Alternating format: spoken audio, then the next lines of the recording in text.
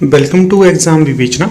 तो दोस्तों, जो आज का ये हमारा लेक्चर रहेगा तो ये रहेगा एनटीए नेट पर आधारित। जो हाल ही में एनटीए नेट की परीक्षा आयोजित की गई थी उसमें जो आपको पता ही होगा ये 2 शिफ्टों में हुआ था। तो दोनों शिफ्टों के प्रश्नों को हम यहाँ पर डिस्कस करेंगे, परंतु जो पहले हम डिस्कस करेंगे, जो ये हमारा पूरा लेक्चर रहेगा, ये रहेगा फर्स्ट शिफ्ट वाले प्रश्न पत्र का। ठीक है, जितने भी प्रश्न यहाँ पर हम डिस्कस करेंगे ये सारे के सारे होंगे ऑफिशियल आंसर की पर आधारित। जहाँ पर हमें लगेगा कि ये उत्तर ऑफिशियल आंसर की में गलत दिया गया है वो आपको अवगत करवा देंगे। बाकी सारे के सारे यहाँ पर ऑफिशियल आंसर की पर आधारित है, एनटीए नेट ने जो जारी की थी। जैसे 2 दिन पहले एनटीए नेट ने अपने आंसर की हर एक विषय की बता दी थी, उसमें हिंदी भी था। आप लोगों को ये पता होगा कि जो हिंदी की परीक्षा हुई थी 2 शिफ्टों में हुई थी। शिफ्ट 1 हुई थी मॉर्निंग में और शिफ्ट 2 हुई थी आपकी इवनिंग में। तो जैसे भी हो सके, जब भी आपको हमें सेकंड शिफ्ट का प्रश्न पत्र मिले तो आपको हम उसकी वीडियो बनाकर दिखा देंगे। अगर आप लोगों में से किसी ने भी सेकंड शिफ्ट की परीक्षा दी हो या फर्स्ट शिफ्ट की परीक्षा दी हो, अगर आपके पास क्वेश्चन पेपर अवेलेबल है तो आप हमें, जो हमारा व्हाट्सएप नंबर है 8219312129, इस पर आप अपना प्रश्न पत्र हमें सेंड कर सकते हो, ताकि और भी क्लियरिटी, यहाँ पर थोड़े से ब्लर क्वेश्चन पेपर आए हैं, उतने अच्छे से दिखाई नहीं दे रहे। अगर किसी के पास अच्छा क्वेश्चन पेपर हो तो वो हमें सेंड कर सकता है, ताकि आपको और भी साफ और क्लियर वीडियो हम उपलब्ध करवा दें। ठीक है, बाकी देखिए, अगर अभी तक आप हमारे टेलीग्राम और व्हाट्सएप ग्रुप के साथ नहीं जुड़े तो अभी आपको जुड़ना है।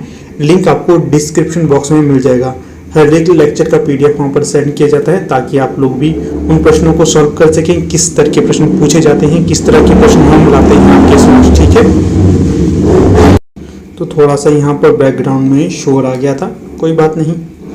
चलिए शुरू करते हैं आज के लेक्चर को। हाँ, वीडियो अच्छा लगे तो इसे लाइक, शेयर और चैनल को सब्सक्राइब आपने अवश्य करना है।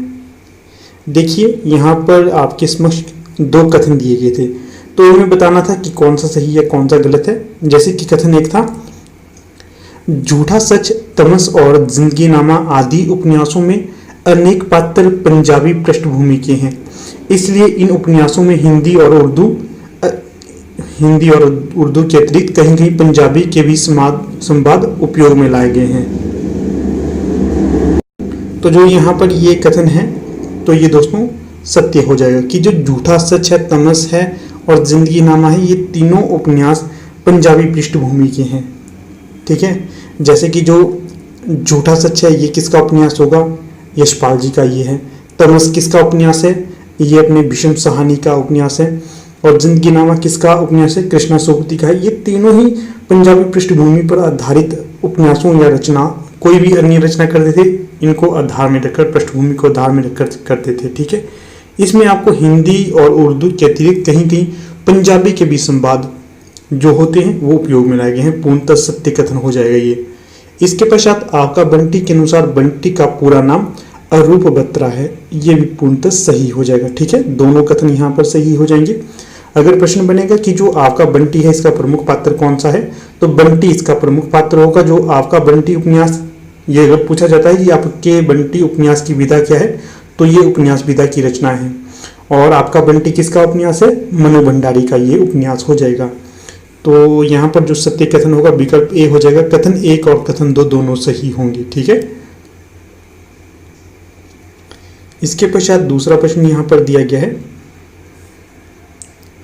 भारतवर्ष की उन्नति कैसे हो सकती है? निबंध में भारतेंदु जी ने सब उन्नतियों का मूल किसे माना है? तो जो सबसे महत्वपूर्ण बात तो यह है कि जो भारतवर्ष की उन्नति कैसे हो सकती है, ये किसकी रचना है? तो ये भारतेंदु जी की रचना है। और किस विधा की रचना है? निबंध विधा की रचना है। और इसमें सब उन्नतियों का मूल क्या माना गया है? धर्म को सब उन्नतियों का मूल माना गया है। काफी महत्वपूर्ण है ये। फिर देखिए, वीडियो को आगे बढ़ाने से पहले आपको बता देता हूँ, अगर आप लोगों में से कोई भी HP PGT हिंदी की क्लासेस को ज्वाइन करना चाहता है तो वो देखिए, हमारी टीम के द्वारा HP PGT हिंदी के लिए न्यू बैच बिठाया गया है।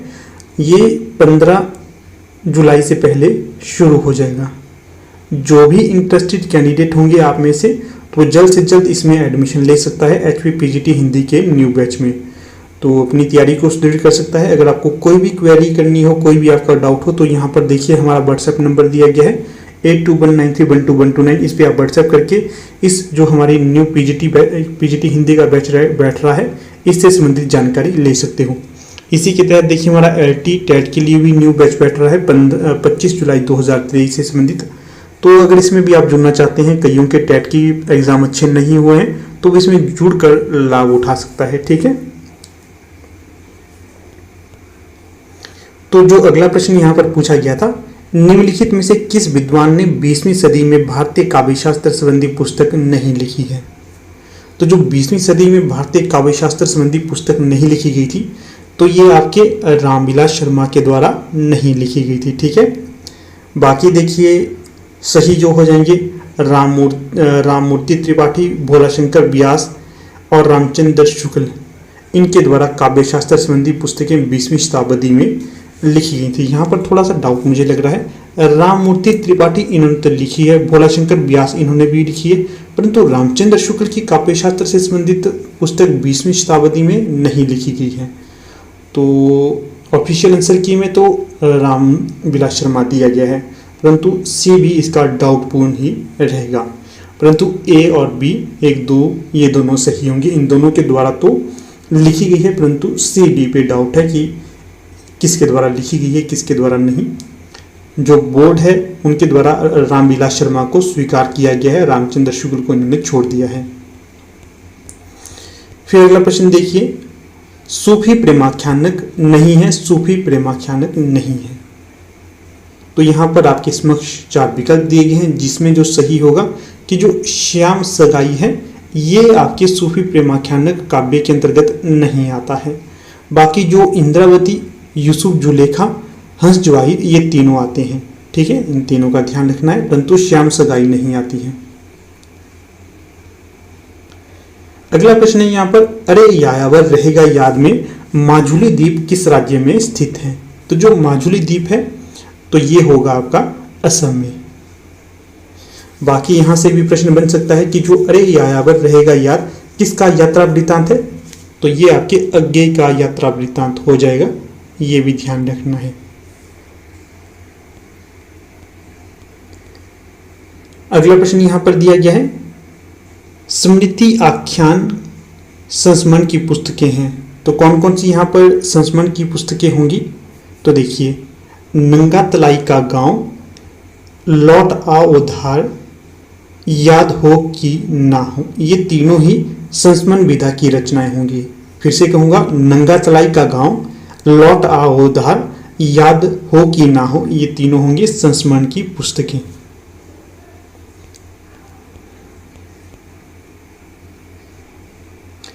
अगला प्रश्न है, प्रिय प्रभास का प्रथम सर्ग एक ही छंद में रचा गया। जो प्रिय प्रभास है हरिऔध जी की रचना, इसे हिंदी का प्रथम महाकाव्य भी स्वीकार किया जाता है। किस एक छंद में रचा गया है इसे, ये बताना है यहाँ पर। तो ये होगा द्रुत विलंबित छंद, इसमें इसे रचा गया है, तो बी यहाँ पर सही हो जाएगा। यहाँ पर देखिए जो ये प्रश्न पत्र है ना केवल ये यूजीसी नेट हिंदी के लिए महत्वपूर्ण है। ठीक है, ये आपके लिए जैसे सेट की परीक्षा होती है हिमाचल में, इसके अलावा पीजीटी हिंदी की परीक्षा होगी, इसके अलावा एलटी कमीशन की परीक्षा होगी, इसके अलावा एलटी टेट की परीक्षा होगी, इसके अलावा कोई भी हिंदी साहित्य से संबंधित परीक्षा होगी, वहाँ पर आपको इसका हर एक प्रश्न पूछा जाएगा। हर एक प्रश्न बेहद ज़्यादा महत्वपूर्ण है ये, इसलिए आपको कह रहा हूँ। अगर आप लोग आगे एनटी नेट की तैयारी करने के बारे में सोच रहे हैं तो वहाँ पर भी आपके लिए काफ़ी फायदेमंद साबित होगा। इसलिए आपने इसके हर एक प्रश्न को ढंग से देखना है, जो नहीं आता होगा उसको अपनी कॉपी में नोट डाउन करना है। इसलिए अच्छे से इसको देखिए शुरू से लेकर अंत तक। अगर कोई डाउट रहता है तो अवश्य कमेंट करिएगा, आपके कमेंट को देखा जाएगा, उसमें अगर कोई सुधार करने की आवश्यकता होगी तो उसको भी हम करेंगे।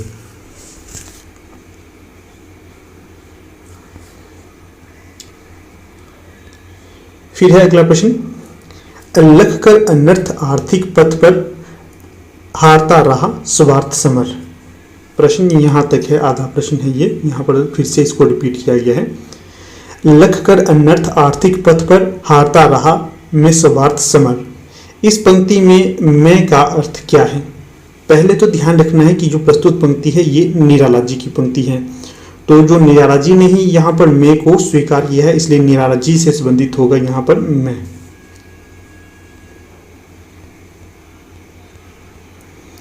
अगला प्रश्न देखिएगा, परिंदे कहानी के प्रारंभ में अंग्रेजी भाषा में एक उद्धरण है, यह किस लेखक का है? जो परिंदे कहानी है इसमें आपको अलग अलग तरह के संवाद देखने के लिए मिलेंगे, परंतु जो इसमें अंग्रेजी के भी प्रमुख संवाद होंगे, क्योंकि ये एक जो कॉलेज रहता है, स्कूल रहता है, उसमें जो आपका हॉस्टल का सीन यहाँ पर वर्णित होता है, हॉस्टल का, ठीक है ना। उसमें जो कैथरीन मैन्सफील्ड है, इनके द्वारा ये अंग्रेजी का कथन कहा गया था। कथन तो यहाँ पर वर्णित नहीं, परंतु ये कथन कैथरीन मैन्सफील्ड का ही होगा। यहाँ से ये भी प्रश्न बन सकता है कि जो परिंदे कहानी है ये किसकी होगी? तो ये निर्मल वर्मा की कहानी होगी, ये भी ध्यान रखना है आपने।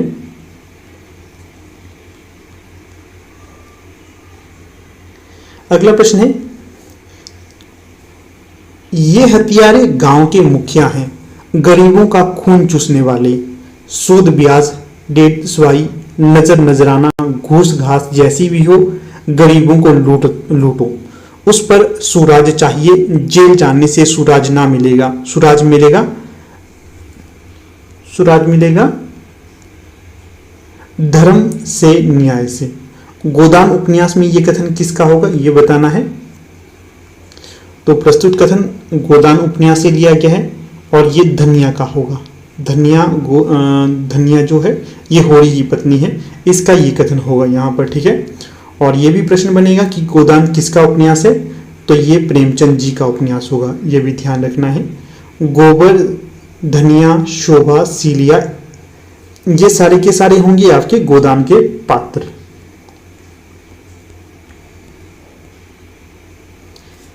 अगला प्रश्न देखिए, निम्नांकित नाटकों को हिंदी में उनके प्रथम प्रदर्शन वर्ष के आधार पर पहले से बाद के क्रम में लगाएं। पहले से बाद में, पहले कौन आया उसके पश्चात कौन आया उसे देख लेते हैं हम यहाँ पर। देखिए सारे के सारे यहाँ पर नाटक विधा की रचनाएं हो जाएंगी। तो जो पहले आता है तो वो आएगा यहाँ पर आपका आगरा बाजार, पहले नंबर पर आगरा बाजार आ जाएगा। दूसरे नंबर पर यहाँ पर आएगा आषाढ़ का एक दिन। तीसरे नंबर पर यहाँ पर आएगा बकरी नाटक। चौथे नंबर पर यहाँ पर आएगा माधवी, ठीक है। इस प्रकार से ये क्रम होगा। उसके पश्चात महाबली आएगा 5वें नंबर पर, ये क्रम रहेगा। तो यहाँ पर जो आषाढ़ का एक दिन है काफी महत्वपूर्ण नाटक माना जाता है, ये मोहन राकेश का ये नाटक हो जाएगा। इसके पश्चात है चंचल किशोर सुंदरता की करती रहती रखवाली, मैं वह हल्की सी मसलन हूं जो बनती कानों की लाली। ये किसका कथन होगा? ध्यान रखना है आपने कि जो कामायनी महाकाव्य है, कामायनी महाकाव्य, इससे इस कथन को लिया गया है, कामायनी से। समय इसका 1935 से 36 के बीच का माना जाता है और जयशंकर प्रसाद का ये महाकाव्य हो जाएगा, ठीक है, ध्यान रखना है। और लज्जा सर्ग से ही लिया गया है। कामायनी में कुल कितने सर्ग हैं? 15 सर्ग हैं। जो लज्जा, चिंता, ये इसके प्रमुख सर्ग माने जाते हैं।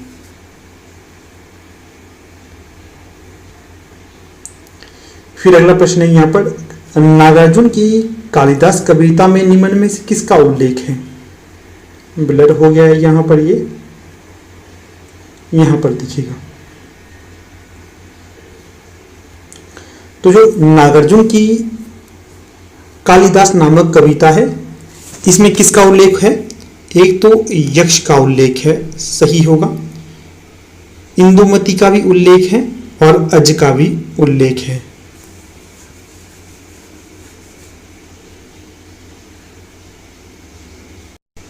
फिर देखिए यहाँ से आपके और भी प्रश्न बनेंगे कि जो नागार्जुन की प्रमुख कविता कौन सी है जिसमें यक्ष, इंदुमती, अज का वर्णन है?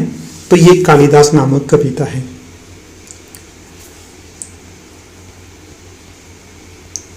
अगला प्रश्न देखिएगा यहाँ पर, यहाँ पर सूची ए को सूची 2 के साथ मिलाना है। जैसे मिला लेते हैं, जो कृपी है ये बतलाना है किस उपन्यास की या फिर किस रचना की पात्र है या किस नाटक की पात्र है। जो कृपी होगी ये आपकी, यह एक और द्रोणाचार्य की पात्र। ध्यान से देखिएगा, सारे के सारे पात्र महत्वपूर्ण है, आपसे पूछे जा सकते हैं। फिर जो किन्नी है ये किस नाटक की पात्र है, तो आधे अधूरे नाटक है, इसकी पात्र होगी ये। फिर जो जमुना बहन है ये किसके नाटक की पात्र है, महाभोज इस नाटक की पात्र है। फिर जो कल्याणी है ये चंद्रगुप्त नाटक की पात्र होगी। कृपी होगी एक और द्रोणाचार्य की, किन्नी होगी आधे अधूरे की, जमुना बहन होगी महाभोज की, कल्याणी होगी चंद्रगुप्त की। ठीक है, सारे के सारे ये नाटक विधा की रचना है। इसके पश्चात अगला प्रश्न यहां पर है, कबीर का घर शिखर पर जहां सिलहली गेल, इस वाक्यांश में सिलहली शब्द का अर्थ क्या है। तो ये होगी फिसलने लायक। 2 सही कथन होगा यहां पर। फिर अगला प्रश्न देखिएगा यहां पर क्या है इसमें वर्णित। कथन 1, गिरिधर बहुव्रीहि समास का उदाहरण है। फिर कथन 2 है, रामकृष्ण तत्पुरुष समाज का उदाहरण है। तो बताना है कौन सा कथन सही है। तो जो ऑफिशियल आंसर की में बताया गया है, ये कथन 1 तो सत्य है कि गिरिधर में बहुव्रीहि समास होगा, परंतु जो कथन 2 है ये असत्य होगा कि रामकृष्ण तत्पुरुष समास का उदाहरण है। इसलिए यहां पर आपका 3 सही हो जाएगा। ठीक है ना। अगला प्रश्न देखिएगा यहां पर, इसमें क्या पूछा गया है, भक्ति आंदोलन पर किस कवि ने गंभीरता से विचार व्यक्त किया था। तो ये किया गया था मुक्तिबोध के द्वारा। मुक्तिबोध भी काफी प्रमुख विद्वान के तौर पर जाने जाते हैं। इनकी एक प्रमुख रचना मानी जाती है अंधेरे में कविता। अंधेरे में।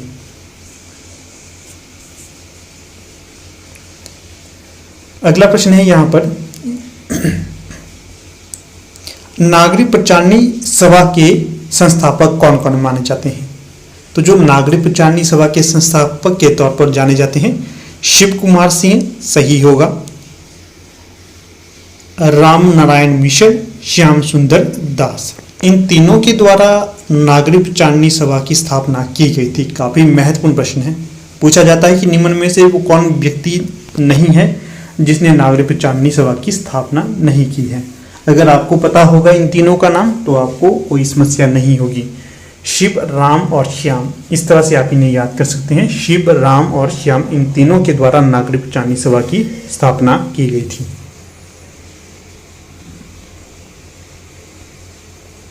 फिर अगला प्रश्न क्या पूछा गया है,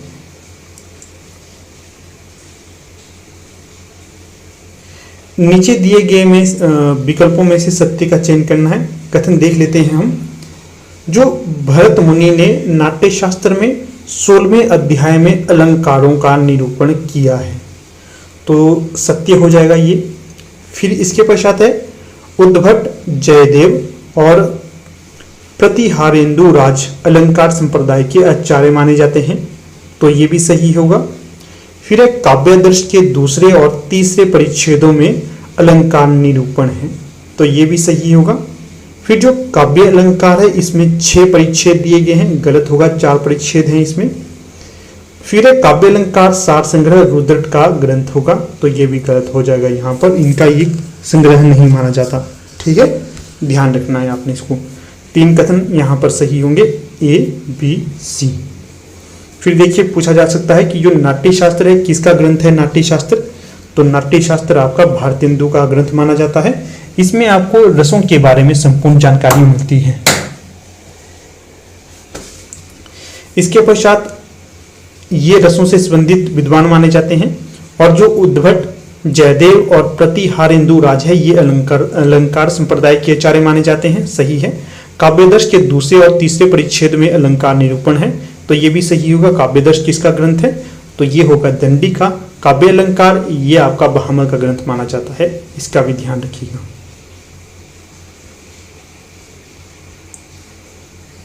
अगला प्रश्न क्या दिया गया है, नीचे दो कथन दिए गए हैं, एक अभिकथन है के रूप में व्यक्त है और दूसरा उसका कारण है, तो बतलाना है। अभिकथन यहाँ पर दिया गया है, अंग्रेजों ने पुरानी आर्थिक संरचना को बदला, जमीन का नया बंदोबस्त किया था। नए बंदोबस्त के कारण जमीन को क्रय विक्रय करने में छूट मिल गई थी। कारण इसका देखिएगा, बदलती हुई परिस्थितियों में बुद्धिजीवी वर्ग के लोगों ने समाचार पत्रों के माध्यम से अंग्रेजों के अत्याचार का विरोध करना आरंभ कर दिया। उपयुक्त कथन के आलोक में नीचे दिए गए विकल्पों में सबसे उपयुक्त कथन कौन सा होगा उसका चयन करना है। तो जो सबसे उपयुक्त होगा, पहले तो देखिए ये कथन पूर्णतः सही है, तो दूसरा कथन भी पूर्णतः सही होगा, परंतु ये एक दूसरे से संबंधित नहीं है। ऊपर बात की गई है जमीन जायदाद की, जमीन बंदोबस्त की, और नीचे बात की गई है उनके शोषण की। तो ये वैसे तो दोनों सही होंगे, परंतु जो यहाँ पर है कि ए और आर दोनों सही हैं, परंतु आर ए की सही व्याख्या नहीं है, तो ये सही हो जाएगा यहाँ पर, ठीक है ना। फिर अगला प्रश्न है यहाँ पर कथन 1, रोज उर्फ गैंगरिंग कहानी के अनुसार मालती के पति का नाम विश्वेश्वर है और वे एक छोटे से रेलवे स्टेशन के स्टेशन मास्टर हैं। कथन 1 तो ये हो गया। फिर कथन 2 है यहाँ पर, चीफ की दावत कहानी में चीफ के आग्रह पर मां ने एक पुराना टप्पा 2 पत्थर अन्नारों दे ये गाकर सुनाया था। कथन 2 ये है। तो यहाँ पर बताना है कि कौन सा सही है कौन सा गलत है। देखिए जो ऑफिशियल आंसर की है वहां पर बतलाया गया है इसका कथन 2, अर्थात कथन ए और कथन 2 दोनों सही है। तो ये तो हो जाएगा पूर्णतः गलत। यहाँ पर आप लोग क्लेम लगा सकते हैं जिन्होंने ये परीक्षा दी थी, ये नहीं होगा, ठीक ना। ऑफिशियल आंसर की में गलत दिया है, गलत ही इसका उत्तर रहेगा।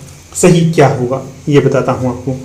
और रोज उर्फ गैंगरिंग कहानी है जो कि अज्ञे की है, इसके अनुसार मालती के पति थे जो, इनका नाम विश्वेश्वर नहीं होगा, ठीक है। कुछ महेश्वर या महेंद्र ऐसा कुछ का नाम था, मुझे याद नहीं आ रहा है। तो ये तो विश्वेश्वर इनका नाम नहीं था। और ये एक छोटे से रेलवे स्टेशन में स्टेशन मास्टर थे, ये भी गलत है।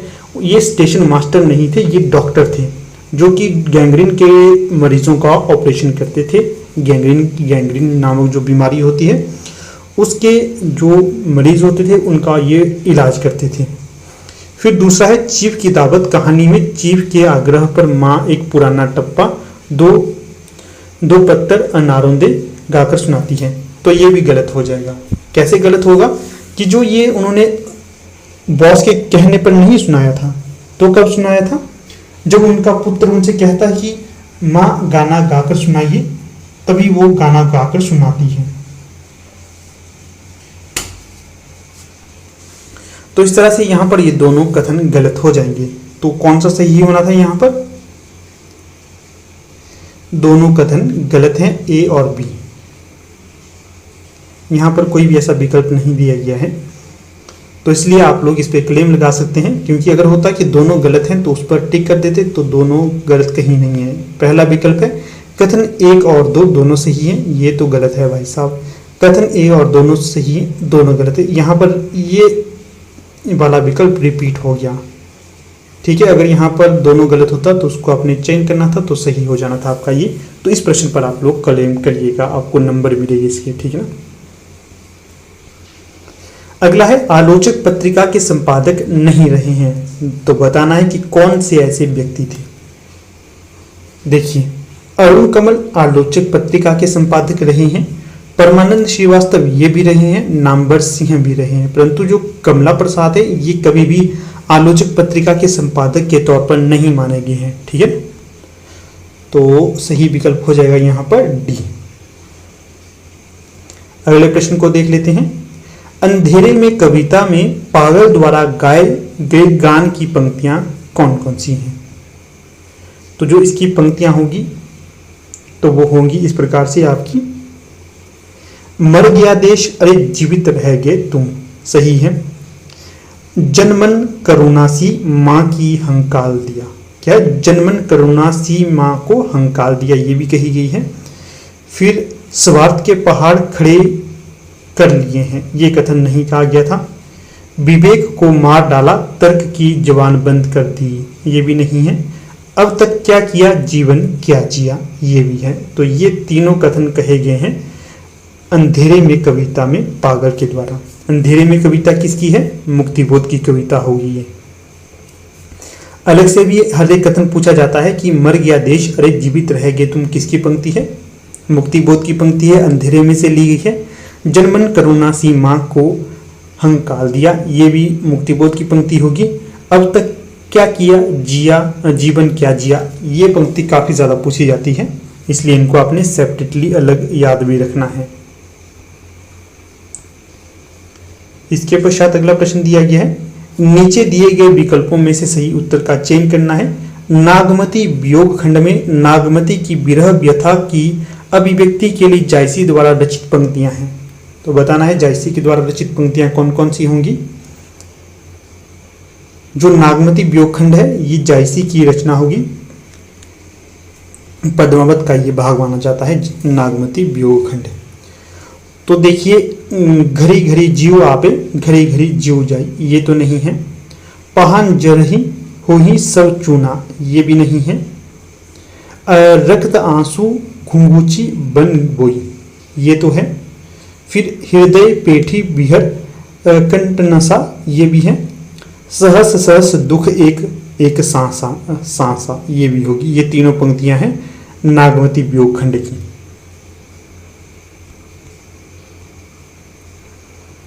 अगला प्रश्न इस प्रकार से, निम्नांकित नाटकों को उनके प्रथम प्रकाशन वर्ष के अनुसार पहले से बाद के क्रम में लगाइए। तो लगा लेते हैं। सबसे पहले जो नाटक आएगा तो वो है बटोही, ये है पहले नंबर पर। फिर राज्यश्री, ये दूसरे नंबर पर आएगा। फिर आएगा आपका पहला राजा तीसरे नंबर पर। चौथे नंबर पर आएगा आपका चरणदास चोर। पांचवें नंबर पर कौन आएगा, भारत सौभाग्य।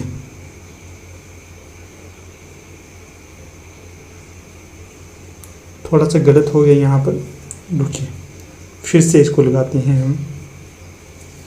पहले नंबर पे कौन सा आएगा, पहले नंबर पर आएगा भारत सौभाग्य, एक नंबर का ये नाटक होगा।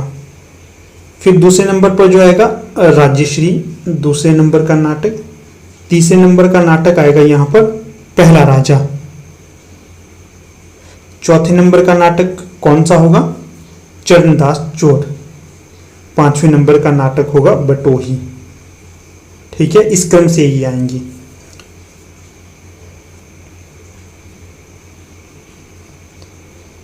फिर अगला प्रश्न यहां पर दिया गया है, जयशंकर प्रसाद के नाटकों को मंच पर सफलतापूर्वक प्रस्तुत करने वाले निर्देशक हैं। तो ये थे बी.वी. कारंत, शांता गांधी। अगला प्रश्न है, निम्नांकित पात्र अलग अलग उपन्यासों के हैं। पात्रों को तत्संबंधी उपन्यासों के प्रथम प्रकाशन वर्ष के अनुसार पहले से बाद के क्रम पर लगाना है। जैसे कि पहले नंबर पर जो आएगा तो वो आएगा सरस्वती।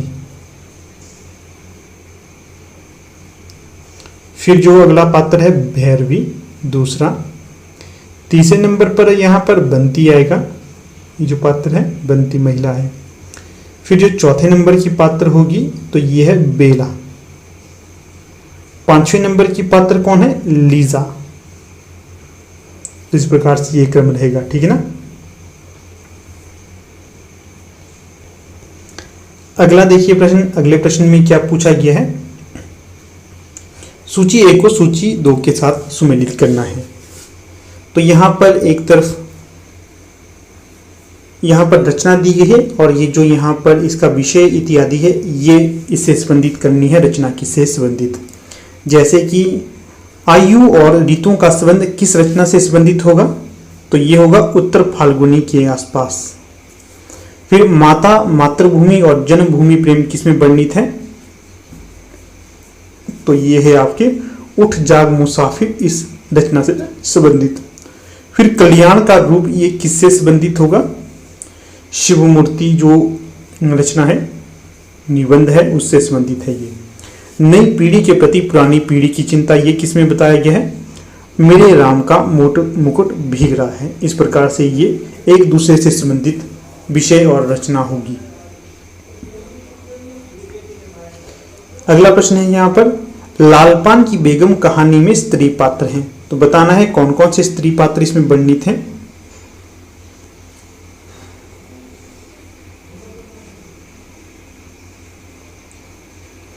एक तो चंपिया है, उसके बाद मखनी फुआ है, फिर सुनरी। ये तीनों पात्र हैं लालपान की बेगम के। किसकी कहानी होगी लालपान की बेगम? तो ये होगी आपकी रेणु जी की कहानी। मैला अंचल भी इन्हीं की रचना मानी जाती है। तो विकल्प 4 यहां पर सही होगा, B D E, Champia, Makhni फुआ और सुनरी। फिर अगला प्रश्न यहां पर दिया गया है, किस कहानी के लोग बड़े बड़े नखों को पसंद करते हैं? किस कहानी नहीं, किस स्थान के लोग बड़े बड़े नखों को पसंद करते थे, ये बतलाना है। तो जो गौड़ देश के लोग हैं ये करते थे बड़े बड़े नखों को पसंद।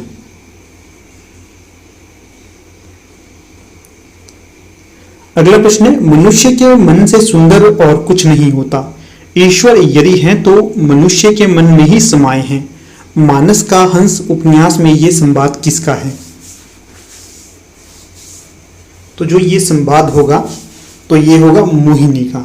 इसका मोहिनी नामक जो पात्र है मानस के हंस का, उसका ये संवाद वर्णित है। पूछा जा सकता है जो मानस का हंस है ये किस विधा की रचना है? उपन्यास विधा की रचना है। मोहिनी किस उपन्यास की पात्र है? तो मानस के हंस की पात्र है। ये भी प्रश्न बन सकता है कि मानस का हंस किसकी रचना, ये किसका उपन्यास है? तो अमृतलाल नागर का ये उपन्यास हो जाएगा।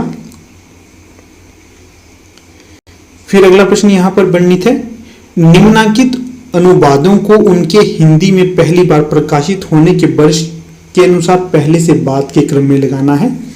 तो ये अनुवाद है, पहले किसी और भाषा में थे, बाद में से हिंदी और खड़ी बोली इत्यादि में अनुदित किया गया था।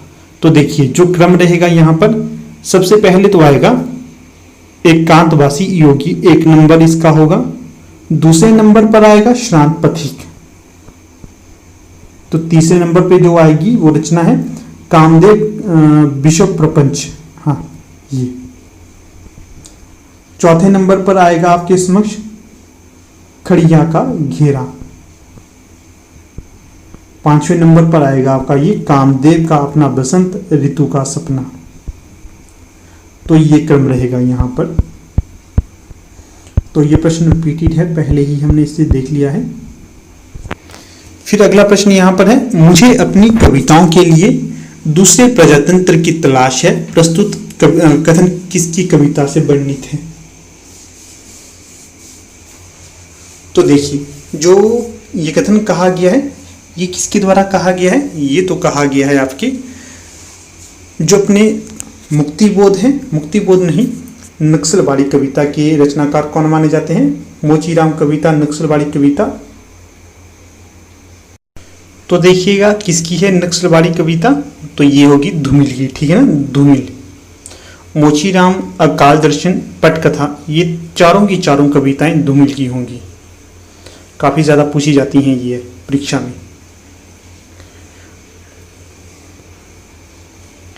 अगला प्रश्न है यहाँ पर, एक तरफ है आचार्य, दूसरी तरफ है पुस्तक, इन दोनों का मिलान कर लेना है। तो कर लेते हैं मिलान।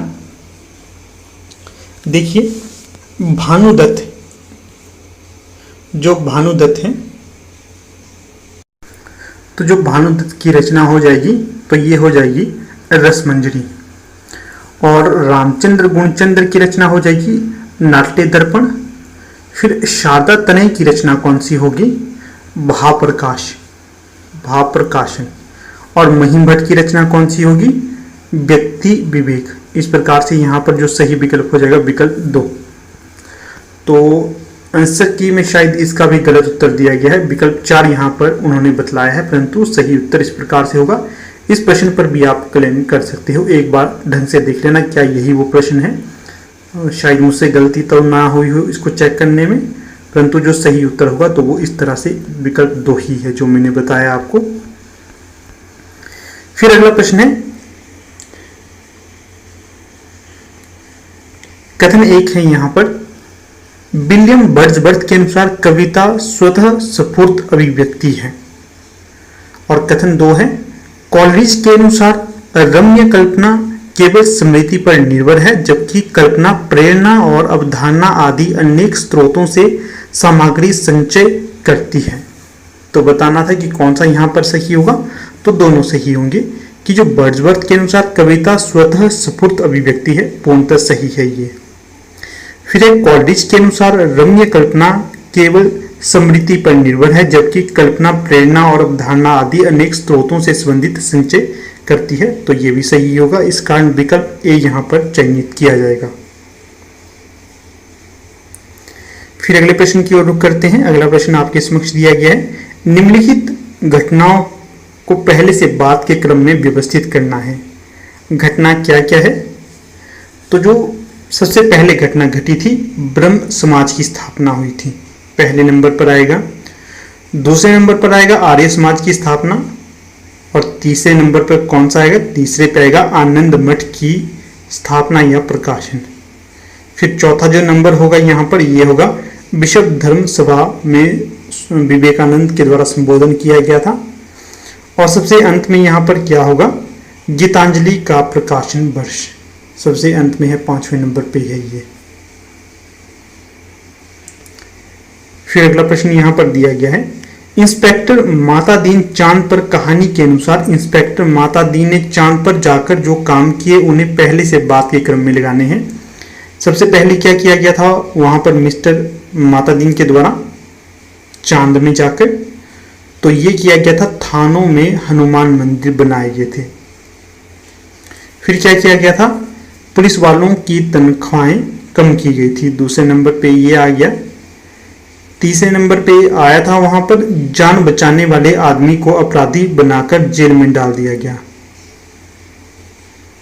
फिर चौथे नंबर पे ये किया गया कि पुलिस को मानवतावाद इस अवधारणा में पुलिस वालों का विश्वास जगाया गया, चौथे नंबर पे ये हो गया। 5वें नंबर पे ये आया कि नकली चश्मदीद गवाह बनवाना सिखाया गया। तो इस प्रकार से ये जो क्रम था इंस्पेक्टर माता दीन चांद पर, ये यहां पर क्रम होगा।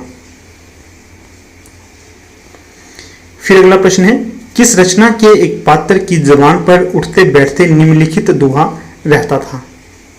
पुरुष सिंह जो उद्यमी, लक्ष्मी ताकरी चेरी, भाग्य भरोसे जे रहे, कुपुरुष भाषही टेरी।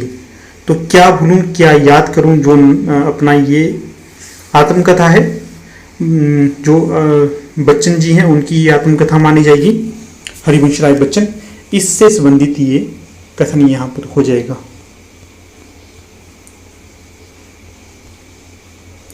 फिर अगले प्रश्न को देखिएगा, उपन्यासों में गीतों कविताओं के प्रयोग पर सत्य कथन कौन सा है? तो झूठा सच में पंजाबी कवियों बुल्ला शाह बाबा फरीद की कविताएं प्रयुक्त हैं, तो ये तो नहीं है, गलत होगा ये। झूठा सच में ऐसा वर्णन नहीं आता है, हालांकि थोड़ा से पंजाबी टच है, परंतु जो अपने यशपाल है उन्होंने इसका जिक्र नहीं किया है। फिर जिंदगी नामा में हिंदी कवियों तुलसीदास सूर के पदों का प्रयोग है, ये भी गलत हो जाएगा। यहाँ पर जो कृष्णा सूक्ति है इन्होंने तुलसी सूर आदि का वर्णन ही नहीं किया है, जो थोड़ा पूरा किया है सिख गुरुओं के बारे में किया है, पंजाबी परिवेश के बारे में वर्णन किया है। फिर अगला कथन है, मैला आंचल में सुमित्रा नंदन पंत की कविता का इस्तेमाल किया गया है, ये सही होगा। फिर मानस का हंस में मोहिनी रैदास का एक वचन गाती है, ये भी सही होगा। फिर तमस में सर्वे भवन्तु सुखिनः का उपयोग किया गया है, तो ये भी सही होगा। ये तीनों कथन यहाँ पर सही होंगे, सी डी और ई। इस कारण केवल 3 जो यहाँ पर केवल सी डी ई सही होगा, ये सही होगा। यहाँ से ध्यान रखिएगा, प्रश्न बनेगा ही। मैला आंचल में सुमित्रा नंदन पंत की कविताओं का वर्णन है, भविष्य में सेपरेट प्रश्न बन सकता है ये।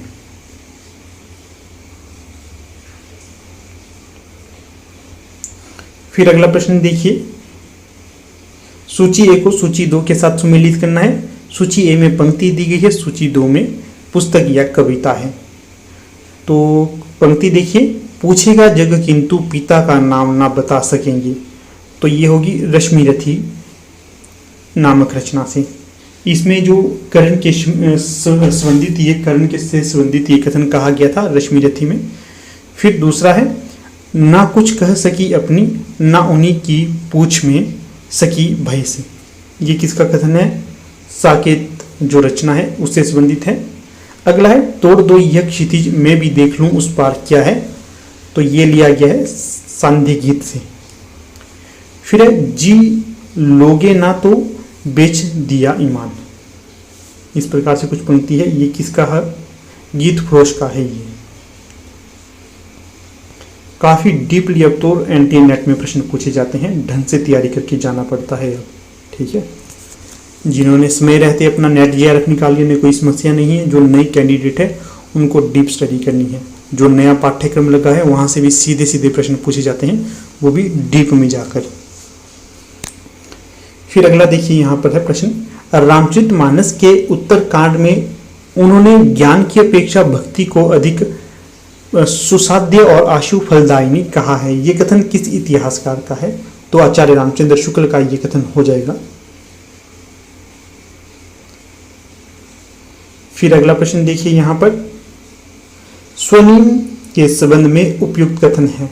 तो बताना है जो स्वनिम है इसके संबंध में उपयुक्त कथन कौन सा होंगे। तो पहला कथन है, वाक्य में शब्दों के संबंध निर्धारित करते हैं। वाक्य में शब्दों के संबंध निर्धारित करते हैं, गलत है, नहीं करते ऐसा कुछ। स्वनिम होता है भाषा से संबंधित, वाक्य तक तो ये पहुंचता ही नहीं है। फिर इसका संबंध मौखिक भाषा से है, पूर्णतः सही है ये। सार्थकता की दृष्टि से शब्द लघुतम इकाई है, तो ये भी यहाँ पर कुछ ऐसा सही नहीं होगा इसके संबंध में। अगला है, यह उच्चारित भाषा की लघुतम इकाई है, पूर्णतः सही है। फिर इसका ज्ञान भाषा के शुद्ध उच्चारण को जानने में सहायक है, यह भी सही होगा। इस कारण जो विकल्प 3 है ये सही होगा यहाँ। तो ये देख लिया हमने ऊपर। अगला प्रश्न है, सरदार पूर्ण सिंह के निबंध कौन कौन से हैं? तो जो सही होगा यहाँ पर, एक तो देखिए नैनों की गंगा, ये होगा। उसके पश्चात है पवित्रता, फिर है आचरण की सभ्यता। ये तीनों ही उपन्यास नहीं निबंध, ये तीनों ही निबंध आपके सरदार पूर्ण सिंह के होंगे। जो सरदार पूर्ण सिंह हैं ये निबंध के क्षेत्र में काफी महत्वपूर्ण रचनाकार माने जाते हैं, ध्यान रखना है इनको, काफी महत्वपूर्ण रचनाकार हैं ये। नैनों की गंगा, पवित्रता, आचरण की सभ्यता, ये इनकी रचना है। बाकी जो जय जमुना मैया, हम डार डार तुम पात पात, ये इनके निबंध नहीं होंगे। फिर अगला प्रश्न है, पूर्ण क्लासिक कृति पर जिसमें किसी मानव समाज की पूर्ण शक्ति निहित हो, यह कथन किसका है? तो प्रस्तुत कथन कहा गया है टी.एस. इलियट के द्वारा। अगला प्रश्न देखिएगा, स्कंदगुप्त के स्त्री पात्र हैं। तो बताना है स्कंदगुप्त नामक जो नाटक है इसके स्त्री पात्र कौन कौन से हैं? जेता नहीं है, देवकी है, फिर मालिनी भी है और रामा भी है, चंदा भी नहीं होगी। चंदा तो जयशंकर प्रसाद की जो एक कहानी है उसकी पात्र मानी जाती है।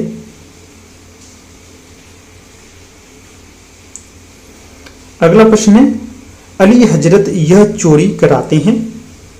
अजी हजरत यही चोरी कराते हैं। पुलिस वाले के संबंध में ये कथन मोहसिन के द्वारा कहा गया था कि जब ये ईदगाह कहानी का जो ईदगाह कहानी के पात्र है ना, जैसे आपके मोहसिन हो गए, नूरा हो गए, सामी हो गए, तो जब ये आपस में मेले देखने जाते हैं तो उस समय ये आपस में बात करते कहते हैं कि अजी हजरत यही चोरी कराते हैं। शहर के जितने चोर डाकू हैं सब इनसे मिले रहते हैं। रात को ये लोग चोरों से कहते हैं चोरी करो और आप दूसरे मोहल्ले में जाकर जागते रहो, ये पुकारते हैं।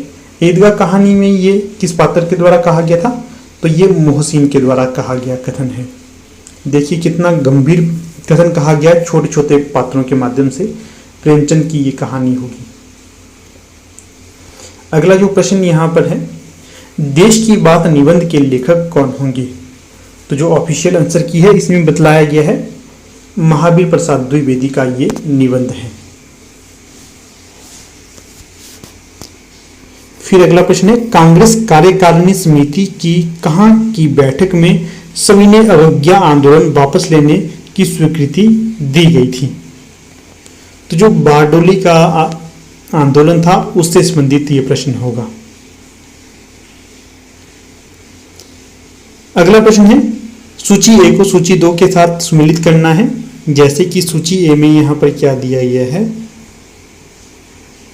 देखिए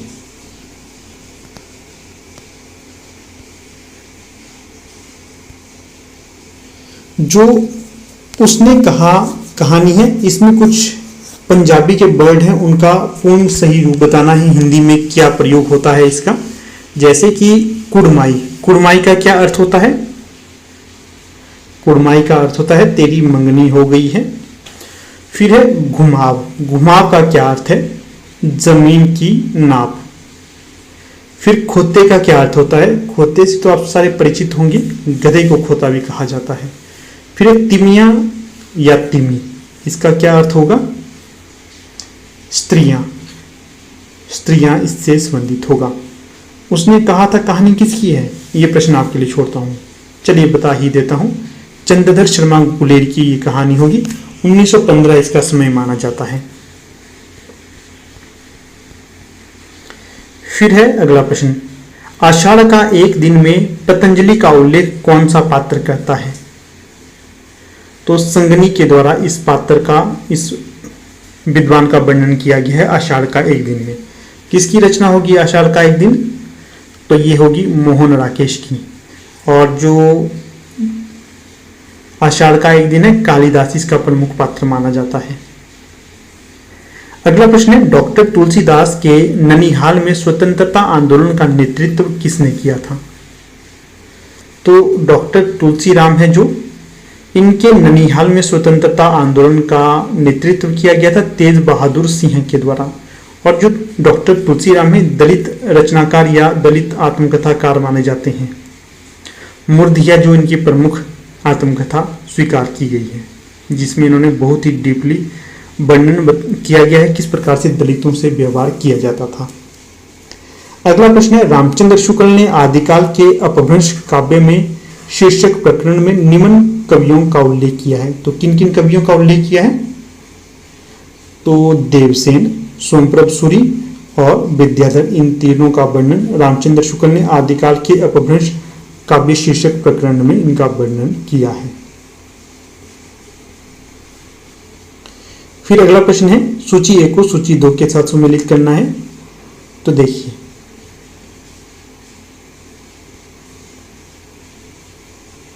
जो देश का धन है ये किससे संबंधित होगा? राजा राम मोहन गोकुल का, इनके साथ संबंधित है। गुलामगिरी ये किससे संबंधित होगी? ज्योतिबा फूले से संबंधित है। स्त्री पुरुष तुलना ये किससे संबंधित है? तो ये ताराबाई शिंदे से संबंधित होगा। फिर गीता रहस्य ये बाल गंगाधर तिलक से संबंधित होगा। इस प्रकार से जो विकल्प 4 है यहाँ पर पूर्णतः निम्नलिखित कविताओं को रचना काल प्रथम प्रकाशन वर्ष के आधार पर पहले से बाद के क्रम में लगाइएगा। देखिए तो यहाँ पर जो पहले क्रम में आएगा, सबसे पहले जिसका नंबर आएगा तो वो होगा परिवर्तन कविता। पंत जी की परिवर्तन कविता है, बी सबसे पहले आएगा। उसके पश्चात कुकुरमुत्ता आएगी निराला जी की, दूसरे नंबर पे ये है। तीसरे नंबर पे आएगी आपकी कुकुरमुत्ता निराला की है। तीसरे नंबर पर असाध्य बीना आएगी, किसकी है ये? अज्ञे की है ये रचना। फिर मोचीराम कविता, मोचीराम नहीं अंधेरे में आएगी चौथे नंबर पे, ये मुक्तिबोध की कविता है अंधेरे में। सबसे अंत में धूमिल की कविता आएगी मोचीराम। इस प्रकार से ये क्रम रहेगा। अगला प्रश्न है, कबीर साहित्य के अध्येता हैं, तो बताना है कबीर साहित्य के अध्येता किस किसको माना जाता है। सबसे पहले तो ध्यान रखना है डॉक्टर धर्मवीर है जो, इन्होंने कबीर साहित्य पर काफी गहनता से अध्ययन किया था, एक तो ये माने जाते हैं। दूसरे होंगे पुरुषोत्तम अग्रवाल, तीसरे हैं डेविड लॉरेंजन। ये तीनों ही कबीर साहित्य के अध्येता माने जाते हैं। ध्यान रखिएगा, कभी अलग अलग से पूछा जाएगा क्या पुरुषोत्तम अग्रवाल कबीर साहित्य के अध्येता हैं? जी बिल्कुल हैं, धर्मवीर भी हैं, डॉक्टर धर्मवीर, डेविड लॉरेंजन भी हैं।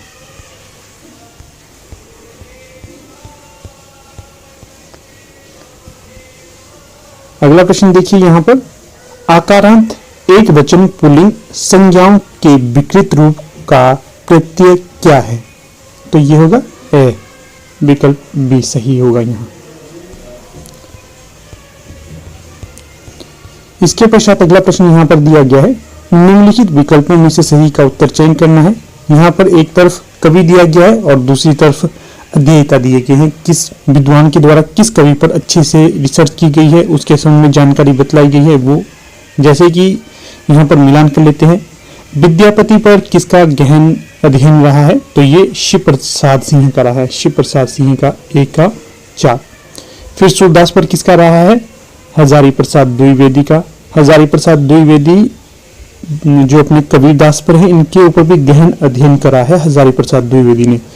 आप लोगों को ये भली भांति परिचित होगा कि जो नेट की तैयारी कर रहे हैं, जो आचार्य रामचंद्र शुक्ल हैं, ये एक तरह से कबीरदास को नकारते हैं, परंतु कबीरदास को किसके द्वारा निखारा गया है, किसके द्वारा इनके महत्व को उजागर किया गया है, कबीरदास के महत्व को, तो वो हजारी प्रसाद द्विवेदी के द्वारा किया गया था। ध्यान रखने योग्य बातें हैं। फिर जो बिहारी को किसने अच्छे से पढ़ा लिखा है? तो ये बच्चन सिंह है। फिर घनानंद, ये अपने इन्नवे वंगा है।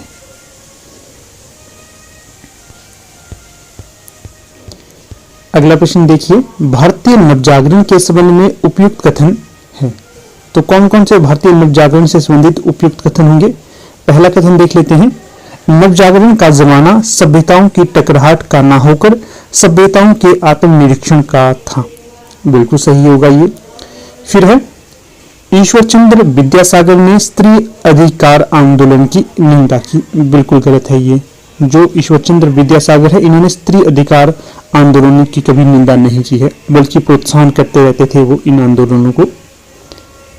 फिर है, औपनिवेशिक माहौल में भारत का नवजागरण बुद्धिवादी जागरूकता के अलावा राष्ट्रीय आत्म पहचान का संघर्ष भी था। बिल्कुल सही होगा ये भी। फिर अगला है डी, स्वामी दयानंद सरस्वती हिंदुओं की मूर्ति पूजा का समर्थन करते थे। ये गलत है। जो स्वामी दयानंद सरस्वती हैं, ये मूर्ति पूजा के खिलाफ थे। वो कहते हैं कि जो भगवान है ये किसी एक मूर्ति के अंदर नहीं है, ये पृथ्वी के इस संसार के कण कण में समाये हुए हैं, इसलिए ये भी गलत हो जाएगा यहाँ। अंतिम कथन होगा, भारतीय नवजागरण के जनक राजा राममोहन राय को जीवन में आरंभिक काल में ही रूढ़िवादियों के प्रबल विरोध का सामना करना पड़ा। ये भी सही होगा। तो इस प्रकार से कथन ए, कथन आपका सी और कथन ई, ये तीनों सही होंगे। फिर अगला प्रश्न है, निम्नलिखित पुस्तकों को उनके प्रथम प्रकाशन वर्ष के आधार पर लगाना है। सबसे पहले कौन है, उसके पश्चात कौन है, देखिएगा। सबसे पहले पुस्तक आई थी इतिहास और आलोचना, 1 नंबर पर ये आएगी। फिर दूसरे नंबर पर आई थी कविता के नए प्रतिमान, 2 नंबर पुस्तक।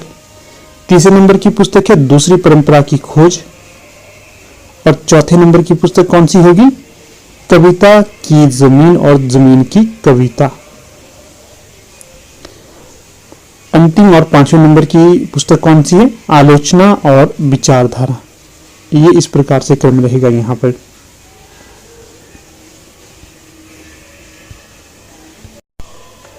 अगर प्रश्न बने कि ये सारी की सारी आलोचनात्मक पुस्तकें किसकी हैं, तो ये डॉक्टर नामवर सिंह की होंगी, ये भी ध्यान रखना है। अगला जो प्रश्न है यहाँ पर दिया गया, रामचंद्र शुक्ल के अनुसार रीति ग्रंथकार कवि हैं। तो बताना है कि इनमें से कौन कौन से रीति ग्रंथकार कवि आचार्य रामचंद्र शुक्ल के द्वारा माने गए हैं। कुलपति मिश्र ये माने गए हैं, बेनी बंदीजन ये भी माने गए हैं, बख्शी हरवंश हंसराज ये भी माने गए हैं। नहीं, इन्हें नहीं माना गया है, बख्शी हंसराज को नहीं माना गया है, ये माने गए हैं आपके ग्वाल कवि। ये रीति ग्रंथकार स्वीकृत किए गए हैं आचार्य रामचंद्र शुक्ल के द्वारा, ठीक है ना। कुलपति मिश्र, बंदीजन और आपके ग्वाल कवि।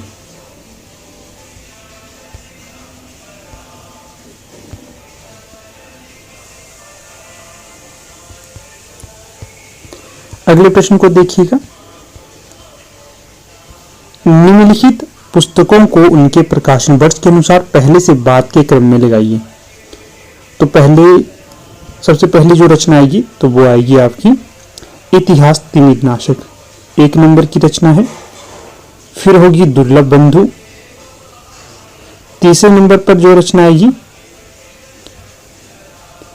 चंद्रकांता संतति, चौथे नंबर की रचना हो जाएगी आदर्श हिंदू, और 5वें नंबर की रचना हो जाएगी पथिक। ये क्रम यहां पर सही रहेगा। फिर अगला प्रश्न है यहाँ, संस्कृति के 4 अध्याय में तिलक के बारे में उपयुक्त बातें कौन सी हैं? तो देखिए, गीता रहस्य में तिलक जी ने सुस्पष्ट घोषणा की कि गीता के उद्देश्य निवृत्ति नहीं प्रवृत्ति का प्रतिपादन किया करते हैं। सही होगा ये।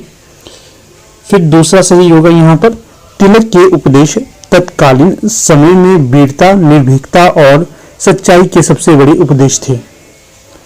अगला जो सत्य कथन है, तिलक जी ने बताया है कि योग का अर्थ गीता में कर्म है। तो ये 3 कथन यहाँ पर सही होंगे संस्कृति के अध्याय में तिलक जी के बारे में। और ये प्रश्न बने कि जो संस्कृति के 4 अध्याय ये किसकी रचना है? तो ये रामधारी सिंह दिनकर की रचना होगी। फिर अगला प्रश्न यहाँ पर दिया गया है, निम्नलिखित में से भारतेंदु के निबंध कौन से हैं? तो भारतेंदु के जो निबंध होंगे, वैष्णवता और भारतवर्ष, लेवी प्राण लेवी, भारतवर्ष की उन्नति कैसे हो सकती है। ये 3 जो निबंध हैं ये भारतेंदु हरिश्चंद्र के हो जाएंगे। देवनागरी लिपि के संबंध में निम्नलिखित बातें उपयुक्त हैं। कौन कौन सी उपयुक्त होंगी?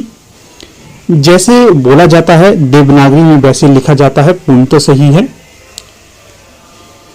एक लिपि चिन्ह में अनेक ध्वनियों को व्यक्त करने की क्षमता है, तो ये असत्य होगा। यहाँ संविधान में देवनागरी लिपि में लिखित हिंदी को राजभाषा माना गया है, ये सही है। देवनागरी लिपि में पंजाबी और उड़िया भाषा लिखी जाती है, गलत होगी। स्पष्ट सी बात है, जो पंजाबी है ये देवनागरी में नहीं लिखी जाती, गुरुमुखी लिपि में लिखी जाती है। फिर ध्वनि और संकेत में निश्चितता है, तो ये तीनों कथन यहाँ पर सही हो जाएंगे। ठीक है, इनका ध्यान रखना है। ए, सी और ई, ये 3 कथन सही होंगे।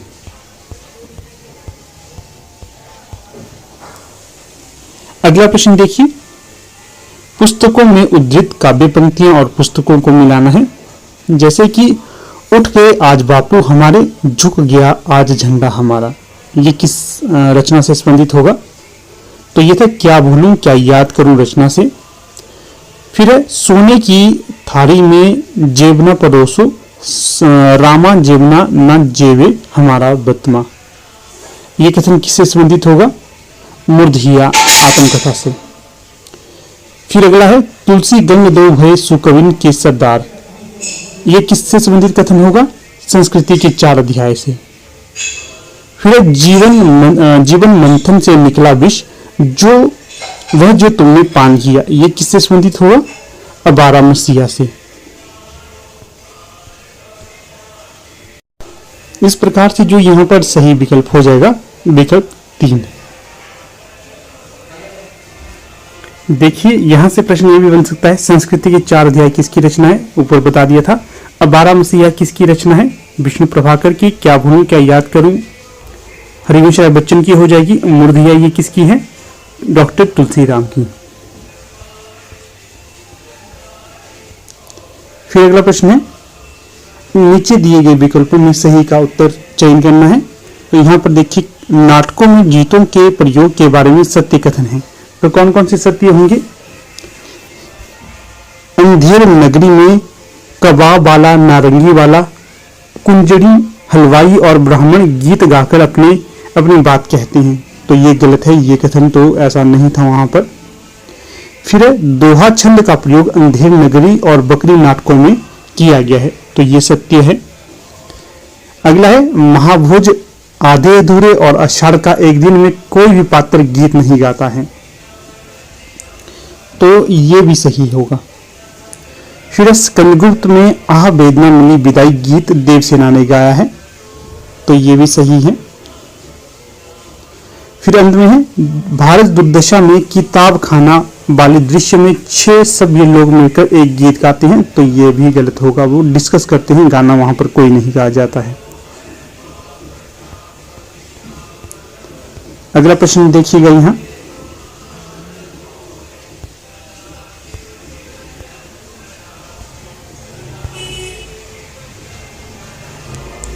भारत दुर्दशा नाटक में निम्न पात्रों के मंच पर आने का सही क्रम क्या होगा?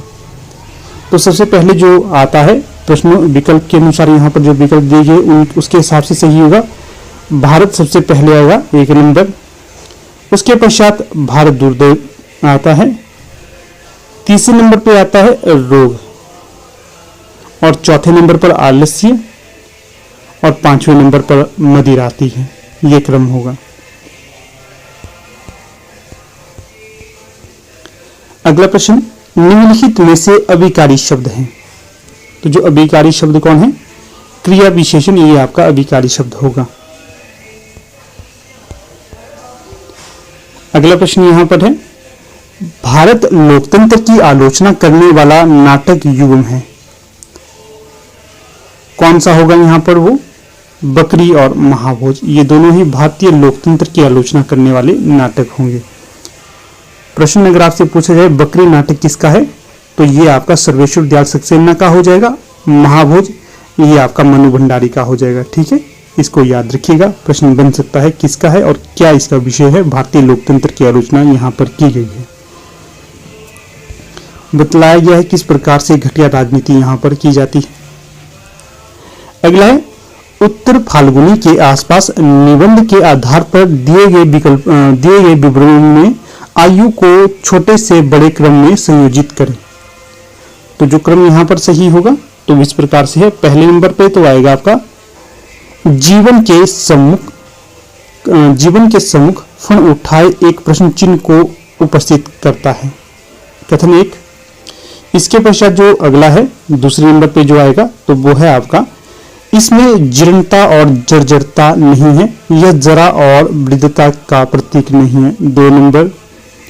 तीसरे में जो आएगा तो वो होगा, डैश से ज्यादा असभ्यता अश्लीलता है, अनैतिकता है, तीसरे नंबर पे ये कथन होगा। चौथे नंबर पे ये वाला कथन है आपका, क्या है इसमें, जरा और जीर्णता की आगमनी का समाचार काल तुरंत दूर से ही हिनहिनाकर दे जाता है। सबसे अंत में ये कथन आएगा आपका, तब में व्यवस्था के पुतली घर की इन यंत्र कन्याओं से माफी मांगकर उत्तर पुरुष की जय जयकार बोलते हुए मंच से बाहर आ जाऊंगा। इस प्रकार से कुछ इसका क्रम रहेगा। काफी डीपली प्रश्न पूछा गया था। अगला प्रश्न, निम्नलिखित में से अर्ध समृद्ध स्वर कौन से हैं? ए और ओ ये आपके अर्ध समृद्ध स्वर होंगे। अगला प्रश्न है, आगरा बाजार नाटक का आरंभ किस नज़म से होता है? तो जो नज़म थी शहर अशोभ या अशोभ कह सकते हैं। किसका नाटक है ये आगरा बाजार? हबीब तनवीर का। फिर अगला प्रश्न देखिएगा, दिल्ली दरबार दर्पण निबंध के अनुसार किलात के खां को सब मिलाकर कितनी कीमत की वस्तुएं तोहफे में देते हैं या उन्हें कितनी मिलती है तोहफे में वस्तुएं? तो मूल्य होता है इनका 25,000 रुपए। अगला प्रश्न क्या है, सत्य कथन। तो यहां पर जो सत्य कथन होंगे वो इस प्रकार से हैं, भरत के नाट्यशास्त्र में रीति के लिए प्रवृत्ति शब्द का उल्लेख है, सही हो जाएगा। फिर कुंतक ने रीति को मार्ग कहा है, ये भी सही है। फिर भोज ने अवंतिका और मागधी नामक 2 वृत्तियों की उद्भावना की है, ये तीनों सही कथन हो जाएंगे यहां पर।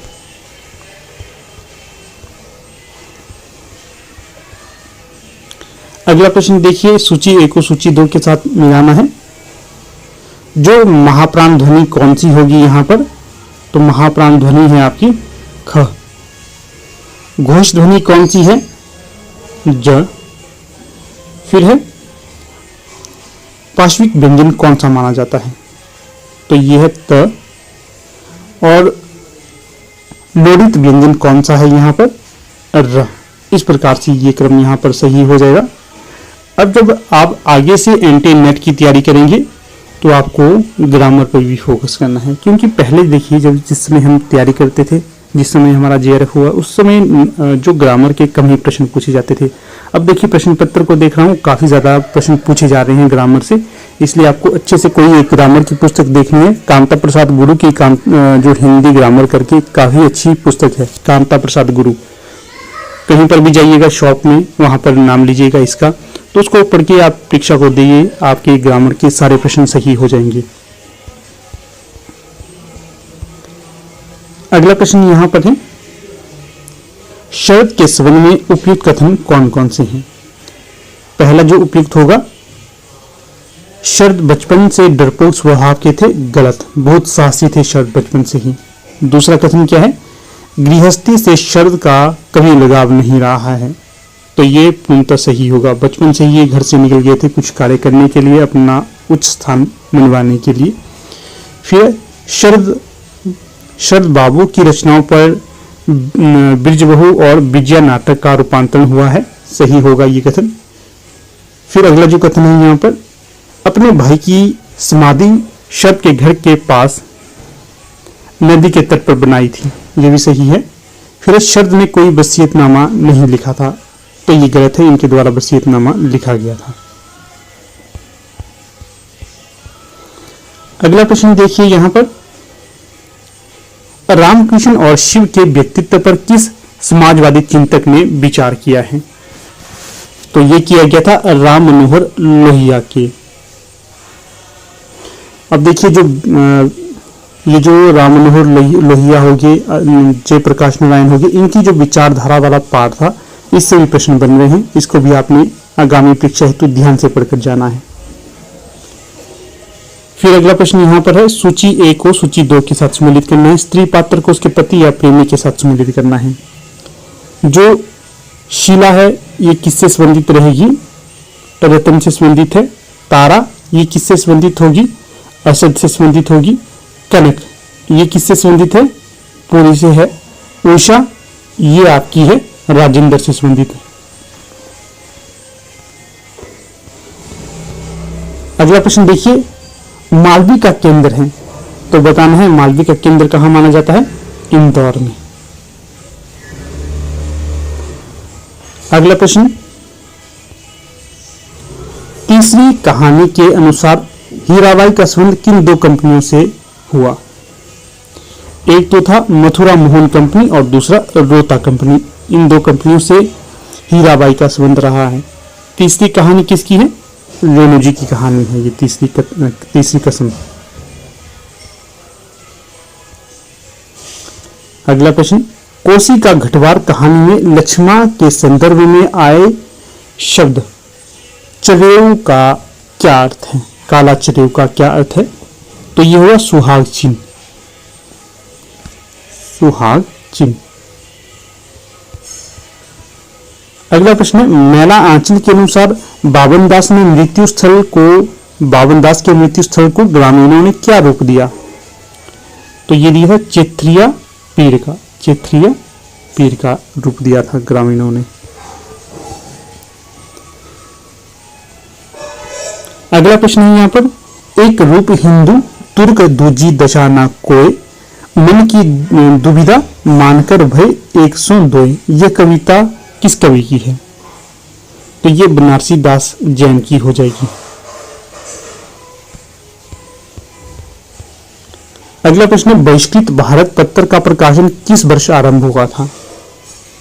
1927 में यह आरंभ हुआ था।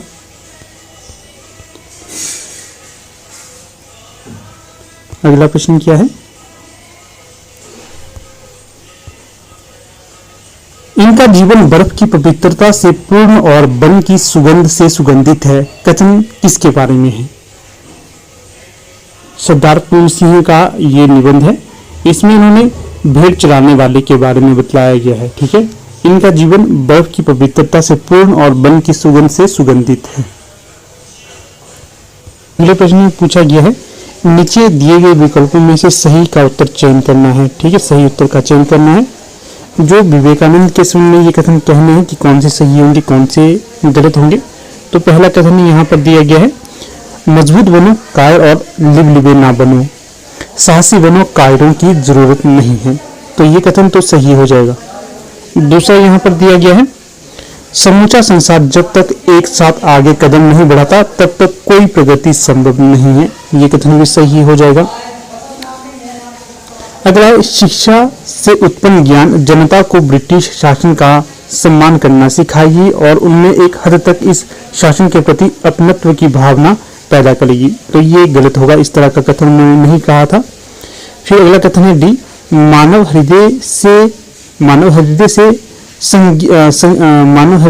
हृदय में से संगीन की नोक के बूते बुराई को हटाने में यकीन नहीं रखता है। तो ये भी गलत हो जाए कथन, ये भी सत्य नहीं होगा। अगला कथन है, समाज के सभी सदस्यों को संपत्ति, शिक्षा अथवा ज्ञान प्राप्त करने के लिए समान अवसर मिलने चाहिए। ये 3 कथन सही हो जाएंगे। ठीक है, अगला प्रश्न देखिएगा, विज्ञान और कविता पुस्तक के लेखक कौन हैं? तो ये जो पुस्तक है इसके लेखक हो जाएंगे साइंस एंड पोइट्री के I.A. रिचर्ड्स। ये सही विकल्प।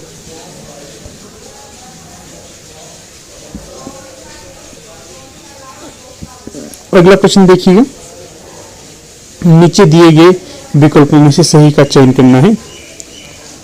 प्रश्न है, पाश्चात्य काव्य चिंतकों वर्ष के अनुसार पहले से बाद के क्रम में व्यवस्थित करना है। तो देख लेते हैं। जो सबसे पहले आएंगे विलियम वर्ड्सवर्थ, पहले नंबर पे आते हैं। दूसरे नंबर पे आएंगे कॉलरिज। तीसरे नंबर पे जो यहाँ पर आएंगे मैथ्यू अर्नोल्ड। चौथे नंबर पे आएंगे आपके T.S. इलियट और सबसे अंत में आएंगे I.A. रिचर्ड्स।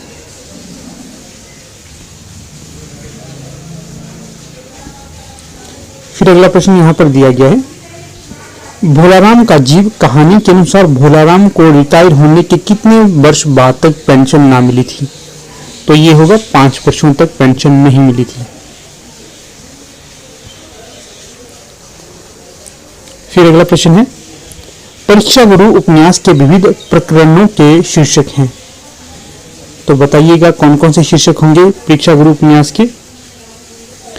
तो देखिए, प्रामाणिकता ये तो प्रकरण है एक, अदालत भी है और प्रेत और भय ये भी है। तो ये तीनों प्रकरण परीक्षा गुरु उपन्यास के शीर्षक के अंतर्गत आएंगे। अगला प्रश्न यहाँ पर अब ये आ गया आपकी पैराग्राफ वाली। तो पूरा पैराग्राफ तो नहीं पढ़ूंगा, यहाँ पर जो जो सही होंगे उनको आपको बता देता हूँ। बाकी आप आराम से इनके पहले को पढ़कर उत्तर को सॉल्व कर सकते हो। बाकी आपने यहाँ पर इसकी आंसर की ही तो चेक करनी है, आप इजीली कर लीजिए इसे सॉल्व। पहला प्रश्न था, उपयुक्त अनुच्छेद में किस ऐतिहासिक व्यक्ति का उल्लेख नहीं है? तो जो मिल्टन है इसका उल्लेख नहीं मिलता है, बाकी मैकॉले, बायरन और मार्क्स इन तीनों का उल्लेख मिलता है।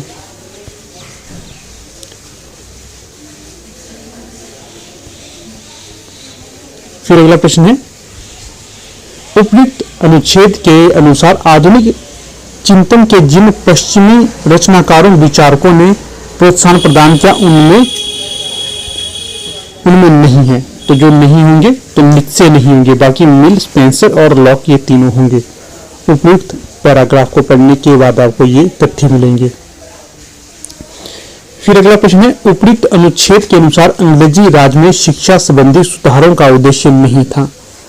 तो भारत की आत्मा को नवजीवन देने के लिए ये शिक्षा नहीं थी, बाकी ब्रिटिश शासन के प्रति अपनत्व पैदा करने के लिए थी, अंग्रेजों की महानता का डंका पीटने के लिए थी, जनता में ब्रिटिश शासन के प्रति सम्मान पैदा करने के लिए ये शिक्षा थी।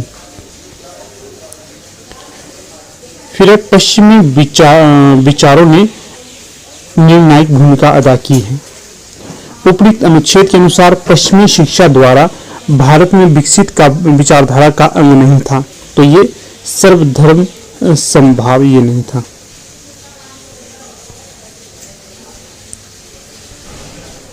अगला जो प्रश्न है यहाँ पर, उपयुक्त अनुच्छेद के अनुसार अंग्रेजी शिक्षा से भारतीयों में जो नई चेतना जागी उसने भारतीयों पर क्या प्रभाव डाला?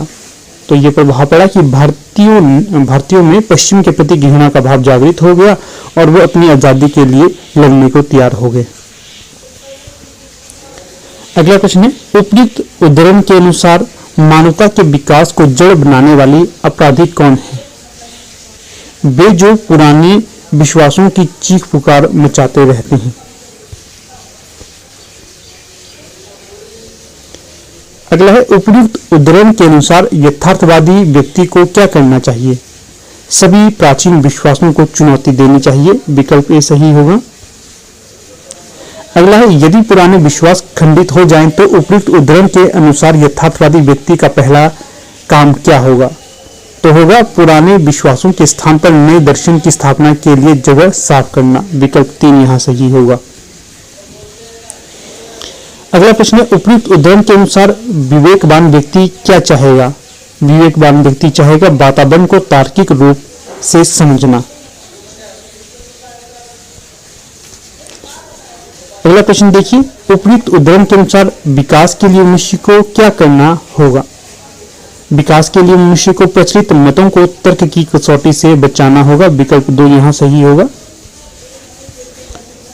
तो देखिएगा दोस्तों, कुछ इस प्रकार से आज का ये हमारा लेक्चर था। मुझे पूर्ण आशा है कि आपने इसको इजीली देखा होगा। जो महत्वपूर्ण तथ्य आपको लगे होंगे उनको आपने यहाँ पर नोट किया होगा। तो अब यहाँ पर वीडियो को समाप्त करने से पहले आपको फिर से रूबरू करवाता हूँ।